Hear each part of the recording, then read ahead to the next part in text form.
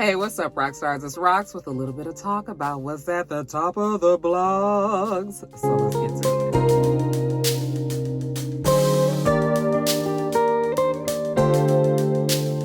All right, you guys. So this top of the blog feels very much like it is all about reality shows. I mean, it isn't all about reality shows, but it just kind of feels like I'm talking a lot about reality shows, Real Housewives of Atlanta, Love and Hip Hop. So we'll start off with Real Housewives, not necessarily of Atlanta, just Real Housewives, the franchise in and of itself. So let's talk about Monique's Binder Time Stories.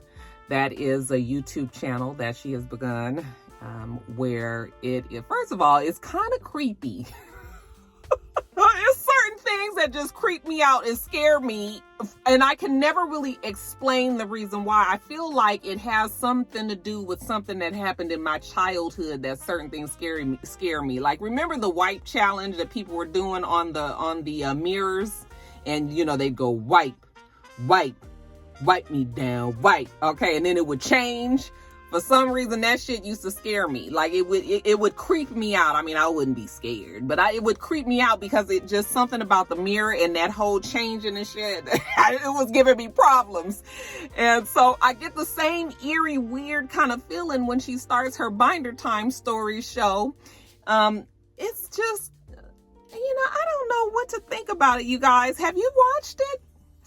It's sort of like her telling bedtime stories about the ladies of Real Housewives of Potomac and how they tried to get her put off of the show. I'm not sure if this is going to be a series or if this was just some one cute thing that she thought it was fun to do. But it's sort of like she's around a campfire and she's telling the story in a fairy tale rhyme-like way. Talking about these girls and the things that they did to her, and dropping tea on the things that I guess certain girls in the group may have been going through in their personal relationships. You know, she mentions them, reaching out to her because they want to be in touch with professional football players, I guess because, her husband has that contact with many professional football players, talking about women's husbands that are in other women's DMs. She doesn't ever give any names, but still, it's just sort of like, why are you doing this? It almost seems like you really want this attention. You're not on the show any longer, okay? And that was her choice. I don't even know if if they were ready to put her off of the show. Even with all of the drama that went on last year, Monique still was a favorite.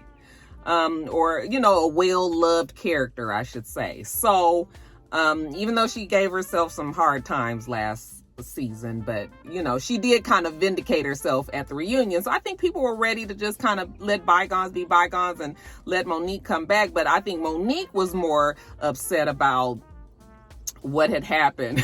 Isn't it something how you do something to somebody else and then you mad at them for the shit that you did to them, and so anyway, she had she had pulled out her binder at the reunion, and she was she had it tabbed out and had everybody's sections, and I guess she was ready and willing to give the gossip if she needed to. She only really dropped the gossip on Giselle, but according to those tabs, she had gossip on, whoever else she needed to talk about if she had to.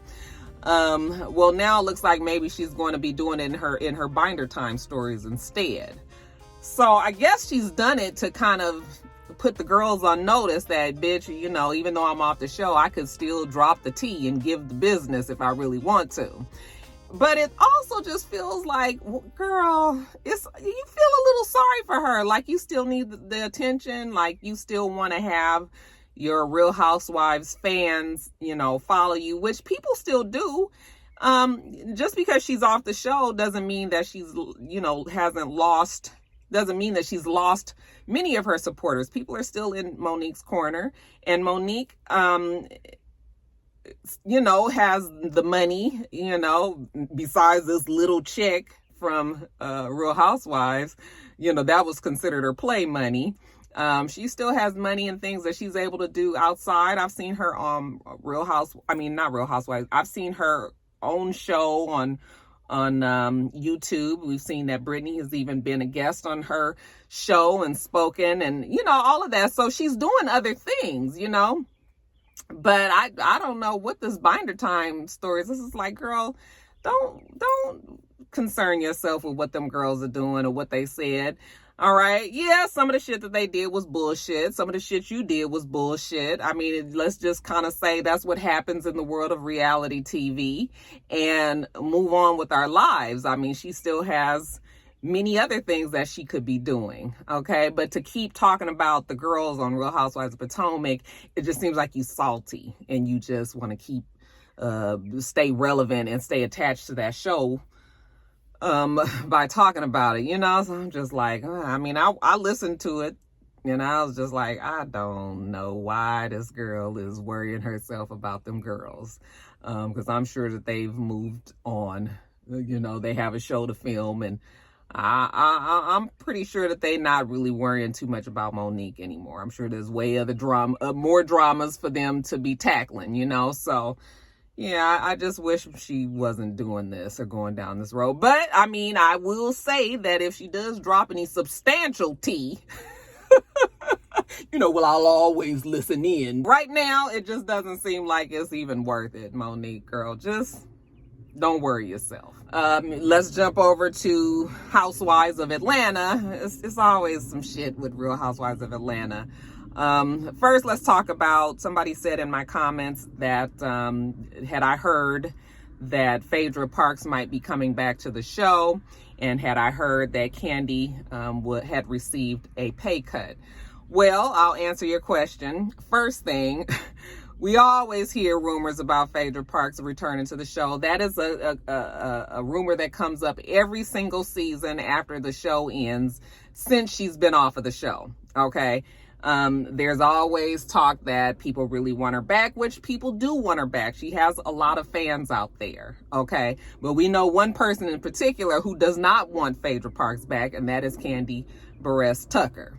And this is the problem that Bravo has found themselves with. Now, when we look at the Real Housewives of Atlanta, the franchise itself has gone down. When I say gone down, I'm talking about viewership wise. At one time, they were getting 3 million plus views a week, 4 million plus views a week.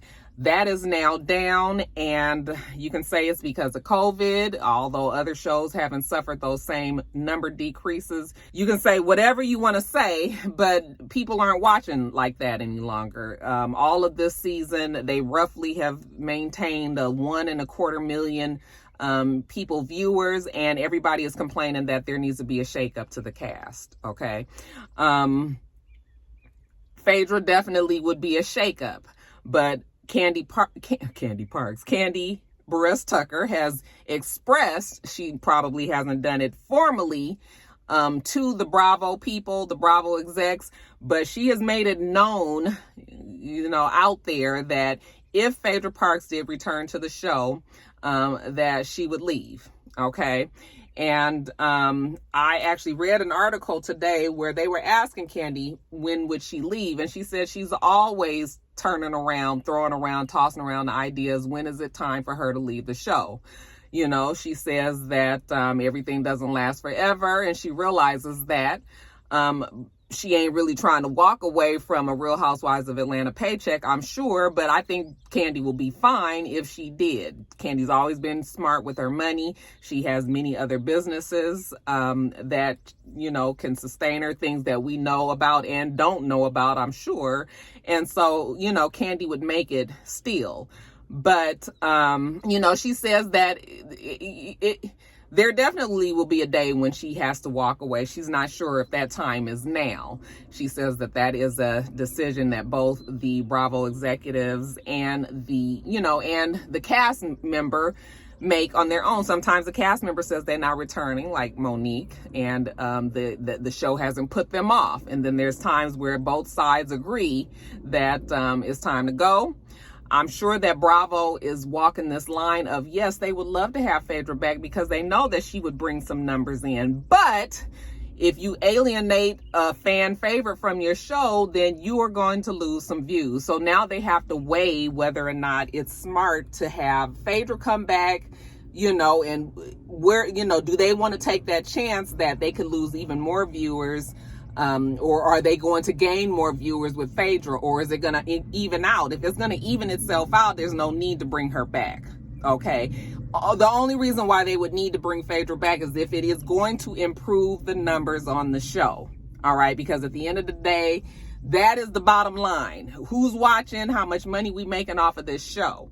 And that brings me to the next question when someone said, that Kandi was getting a pay cut. Well, I'm sure, first of all, we already know that they changed the pay structure of the Real Housewives all around. Instead of everybody getting this huge contract at the beginning of the season, before the season starts or whatever, because the numbers have gone down, it doesn't make sense to be paying all these millions and millions and millions of dollars to these girls, and the show is not getting as many viewers. As not many viewers means there's not many ads that are being watched, and you know how that goes. So they changed their pay structure where I believe now they're getting paid per episode.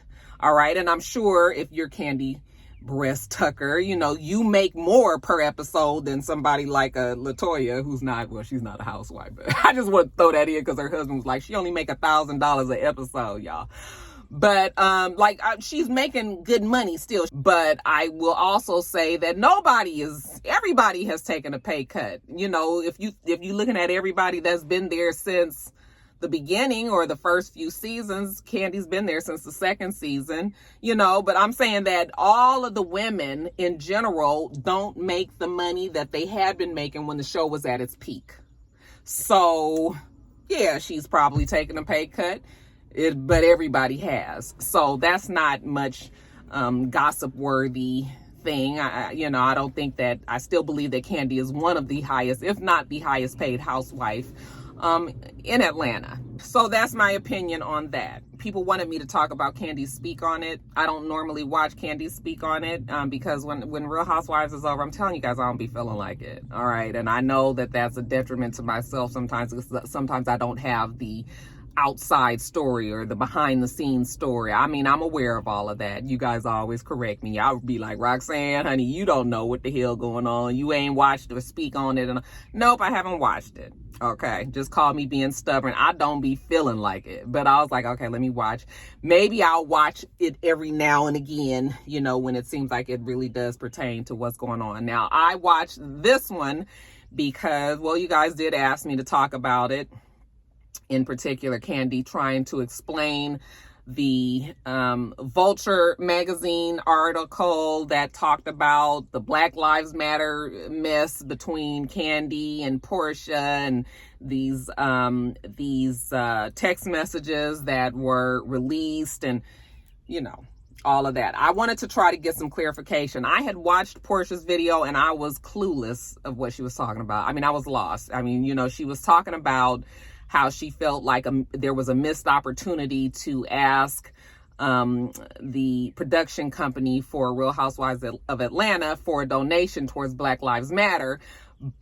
From the way that Portia had explained it, it sounded like she felt like Kandi had gone ahead of everybody else when they were talking about doing it as a group from the Housewives show, that Kandi had went ahead and put her request in for Black Lives Matter ahead of them, and they felt like the opportunity was lost because Kandi jumped the gun and did this. But I still didn't really understand what she was talking about, right? So then I watched this Speak on It, and Kandi was able to give me more clarification on what it was. So, and y'all, listen, this is just my understanding. I still may not have it all right, okay? But what it seems like what the issue was is the girls as a group were planning on asking True Entertainment, I believe that's the name of the production company, to give a donation to Black Lives Matter, for the women. They were going to be, the women are in support of Black Lives Matter. They're asking them for the money. Okay. And they had talked about this on a group text message. All the girls were like, okay, yes, let's do that. All right. But Kandi, also being a businesswoman and having a relationship with the Bravo executives, now she did not deal with True Entertainment, which was the production company. She went to the Bravo execs, which is a totally different entity. This is the big, okay? She says that many times when you want things to change, you have to start at the very top, all right? And so she felt like she wanted to speak to Bravo because they were the ones that could directly make changes in Black people's lives. She said it wasn't ever a Black Lives Matter issue, but this was during the time that the civil unrest was going on because of George Floyd's killing. So she used that time to ask them to make some changes, you guys. She wanted them to have the opportunity for Black-owned production companies to produce shows on their network. She wanted them to open up a intern program, not an intern program, but I think she said it was called Page program, where the Bravo people bring in like college age, intern age, starting off people into the program to groom them to promote within the company and become head execs of different departments within Bravo. So she wanted it to be opened up to college age kids from HBCUs and other Black people who could gain also from that. And she had many other requests, okay, just trying to get, she noticed that there aren't any Black executives, there aren't any Black representation at the higher levels, or very little. And so she was just trying to get them to make those changes. She said, but she still had planned on asking, as a group with the other girls, to do the donation for Black Lives Matter. She said, even though they didn't really have any direction, like they wanted the donation for Black Lives Matter, but what is this donation doing? Where is it going? That's the question with Black Lives Matter. She felt like hers was something totally separate, where she was asking for these changes, like actual tangible changes within the company. And but she still was a part of the decision with the other women to ask for the donation. Fine. Well, when the women found out that Kandi said after she had done it, she let the women know that she had reached out to them, and some people were in support of her, and she said, and some didn't really comment. But she thought that the fact that they were still just the ultimate story is that she's trying to gain privileges and favor for Black people, our Black community in that entertainment. Well, she said that there was a group text and then there was a side text that was with Portia, Nene, Tanya, Sam, and another person. It doesn't really matter. The main people, though, that we were talking about was that Portia and Nene and Tanya were saying that Marlo was in it too, but she said Marlo wasn't really speaking on the text thread. But anyway, Portia was saying how she felt that Kandi went behind their back basically and asked for this money and did everything, so it made it seem like Kandi was the only one that was trying to fight for Black Lives Matter, and she felt like it was a lost opportunity. But she was saying other shady things in this text message. Nene ended up screenshotting the text message and sending it on to a blogger. Kandi saw it and was upset and felt like they were talking about her behind her back on a separate thread. And she pointed out specifically that it was mostly Portia and Tanya that were talking about it, and she felt like Nene did that to blast Portia and Sam and to let Kandi see that these girls ain't really in her corner. So that's why she was upset about it, and evidently she had confronted Portia about it, and they had a scene on Real Housewives of Atlanta, and that scene where they talked about it, and that scene Portia ended up getting scrapped because she felt like it made the whole Black Lives Matter situation seem trivial when it came to the girls on the show. She didn't like the way it looked. She didn't feel like it was responsible. So she got the scene taken out.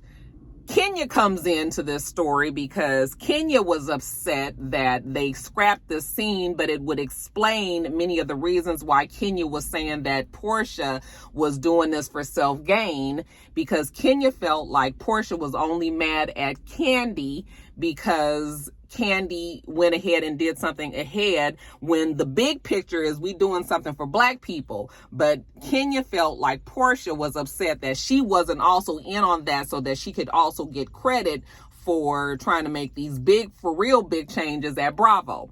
Okay, but Kandi says that her thing was with Bravo, Portia's and the whole Black Lives Matter thing was with True Entertainment. It was two separate things. And so Kenya says that she felt like she looked crazy all season because she was saying these things, but we didn't really know why. Okay, because they had scrapped the scene that would have explained that Kandi went and did these things, and Portia was mad that she wasn't included, and she felt like Kandi jumped the gun. Okay, now that is my layman's. I tried to do my research and watch the video, and that is the explanation that makes sense to me that Kandi was saying. Now, at the end of the day, and I'm telling you guys, I don't care about these things, but evidently there are people out there who do care. And that is the reason why Speak On It has done so well.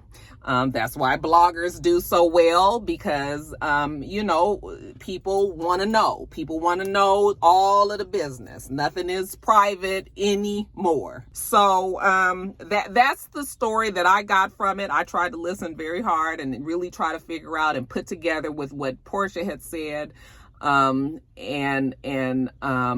know, make sense of it. And it does make a little bit more sense to me.